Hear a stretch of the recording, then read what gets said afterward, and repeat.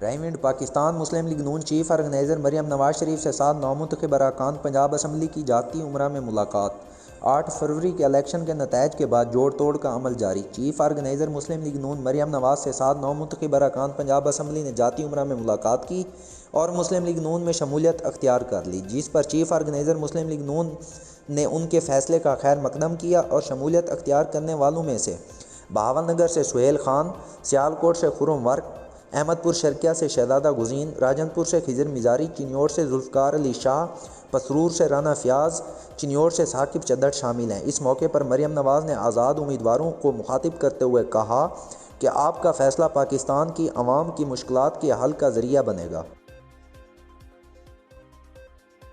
Punjab college Pindi کھیب branch میں Australia کے ambassador نے وزٹ کیا اور کالج کے تمام section, lab, laboratory, hall, classes کا دورہ کیا۔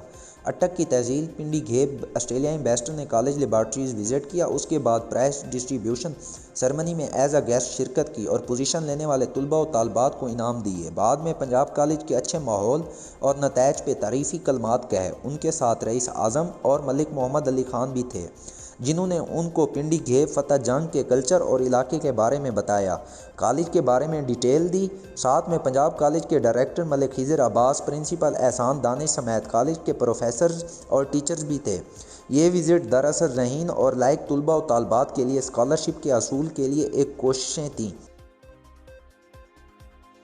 تحصیل جنڈ کے نوائے گاؤں چھپ سے جہاں ریسکیو اہلکاروں نے کنویں سے لاش نکال لی، ریسکیو کنٹرول میں کنویں میں لاش کی موجودگی کی اطلاع موصول ہوئی، جس پر ریسکیو 1122 کی ٹیم کو موقع پر پہنچنے پر معلوم ہوا کہ ہفتہ قبل لاپتہ چھپکا رہائشی 65 سالہ حسین گل والد غلام حیدر کی لاش 200 فٹ گہرے کنویں میں پڑی ہے۔